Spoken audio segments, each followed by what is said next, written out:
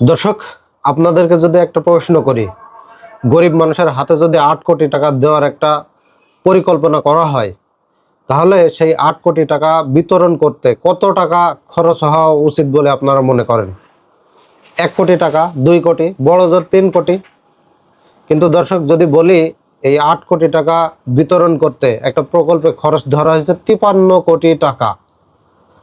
যে 53 কোটি টাকা, একবার চিন্তা করুন, 8 কোটি টাকা মানুষের হাতে যাবে, আর তার চেয়ে প্রায় 7 গুণ বেশি টাকা খরচ ধরা হয়েছে। তারা এই খরচগুলোর ভেতর ধরেছে অফিস খরচ, পরামর্শ খরচ, ভ্রমণ খরচ, এছাড়া আরও অন্যান্য কিছু প্রশাসনিক খরচ। তো দর্শক, মূল ঘটনায় আসি। জলবায়ু পরিবর্তনের কারণে যেসব মানুষ ঘরবাড়ি হারিয়েছেন, তাদেরকে সহায়তার জন্য একটা প্রকল্প বর্তমানে করা হয়েছে। এই প্রকল্পটি প্রস্তাব করেছে সমাজসেবা অধিদপ্তর। সমাজসেবা অধিদপ্তর পরিকল্পনা কমিশনের নিকট এই প্রকল্পটি বাস্তবায়নের জন্য তারা এটা পেশ করেছে। আর এই প্রকল্পে মোট বাজেট ধরা হয়েছে 61 কোটি টাকা। তো দর্শক, এই 61 কোটি টাকার মধ্যে সরাসরি এই যে অসহায় ভূমিহীন মানুষ, গৃহহীন মানুষ, এদের হাতে যাবে মাত্র 8 কোটি টাকা। 8 কোটি টাকার কিছু বেশি, 8 কোটি 10 লক্ষ টাকা বলা হচ্ছে। বাকি 53 কোটিরও বেশি টাকা এটা চলে যাবে বিভিন্ন প্রশাসনিক এবং পরামর্শ খাতে। তো দর্শক, এই বিষয়টি এখানে শেষ নয়। এই প্রকল্পে বলা হয়েছে 300 জন দরিদ্র বা ক্ষুদ্র ব্যবসায়ী মানুষদেরকে সহায়তা করা হবে। কিন্তু এই 300 জন মানুষকে সহায়তা দেওয়ার যে একটা পরিকল্পনা, এই জন্য এই প্রকল্পটি বাস্তবায়নের জন্য 473 জন দেশি বিদেশি বিভিন্ন পরামর্শক একটা নিয়োগের কথা বলা হয়েছে।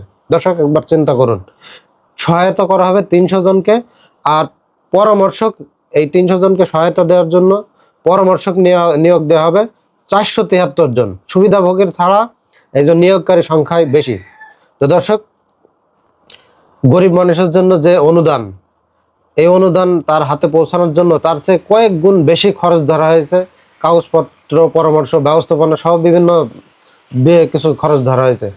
বিভিন্ন সময় আমরা কিন্তু বর্তমানে বাংলাদেশের প্রধানমন্ত্রী জনাব তারেক রহমানের মুখে আমরা শুনতে পাই যে বিভিন্ন ধরনের যে সরকারি খরচ, যেগুলো কমানো যায়, সেই ধরনের খরচগুলো এখন থেকে কমাতে হবে, বিশেষ করে ভ্রমণ খরচ সহ অন্যান্য কিছু খরচ। তো দর্শক, এই প্রকল্পটি পিছনে প্রশিক্ষণ এবং ভ্রমণ খরচের একটা বিরাট অঙ্কের প্রস্তাবনা করা হয়েছে। যাতায়াত ভাড়া, আইটি সরঞ্জাম সহ বিভিন্ন অঙ্ক মিলিয়ে এই যে বাজেটের কথা বলা হয়েছে, এটা কিন্তু আরও অনেক বেশি হবে। তো দর্শক, এখন একটা প্রশ্ন স্বাভাবিকভাবে কিন্তু তৈরি হয়, এই প্রকল্পটি কি আদৌ সাধারণ মানুষের ভাগ্য পরিবর্তনের একটা প্রকল্প, নাকি দরিদ্র মানুষের নাম ব্যবহার করে প্রশাসনিক ব্যয়ের একটা বিশাল নাটক তৈরি করা হয়েছে? তো দর্শক, কাগজ কলমে প্রকল্পের উদ্দেশ্য কিন্তু আমরা বুঝতে পারছি যে অসহায় মানুষকে স্বাবলম্বী করা, কিন্তু এই বাজেটের যে একটা সার্বিক হিসাব, এটা দেখে কিন্তু আরেক ধরনের বিষয় আমরা বুঝতে পারি। এটার পিছনে কিন্তু অন্যজনের সুবিধা আছে, এটা স্পষ্টই বোঝা যায়। দর্শক, আন্তর্জাতিক বিভিন্ন গণমাধ্যমে আমরা শুনি বা আন্তর্জাতিক মিডিয়াতে শুনি, ফলো দ্য মানি, অর্থাৎ টাকাকে অনুসরণ করো।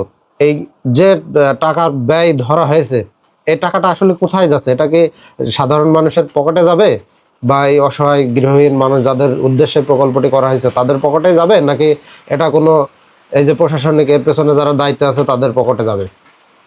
তো দর্শক, এই বিষয়টা কিন্তু এখন দেশের প্রতিটি সচেতন নাগরিকের একটা প্রশ্ন। এই যে টাকাটা ব্যয় যেটা ধরা হয়েছে, এই টাকাটা কি অরিজিনালি এই গরিব বা গৃহহীন মানুষের উপকারে লাগবে, বা এই যে কিছু ক্ষুদ্র ব্যবসায়ীর কথা বলা হয়েছে, যাদের এই ব্যবসায়ে এই টাকা সহায়তা দিয়ে তাদের যে ভাগ্য উন্নয়নের কথা বলা হয়েছে, আদৌ কি তাদের ভাগ্য উন্নয়ন হচ্ছে, নাকি এই প্রকল্পের সাথে যারা জড়িত থাকবে তাদেরই ভাগ্য উন্নয়ন হবে? তবে দর্শক, সর্বশেষ আরেকটা কথা বলে রাখি, এই বিষয়টি কিন্তু এখনো অনুমোদন হয়নি।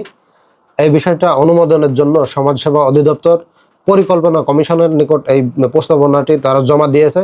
এখন দেখার বিষয়, এই যে পরিকল্পনা কমিশন এই প্রস্তাবনাটি তারা অনুমোদন দেয় কিনা। যদি অনুমোদন দেয়, তাহলে কিন্তু এটার পিছনে একটা বিরাট প্রশ্ন কিন্তু থেকে যাবে। তো দর্শক, সকলে ভালো থাকুন, দেখা হচ্ছে পরবর্তী কোনো ভিডিওতে।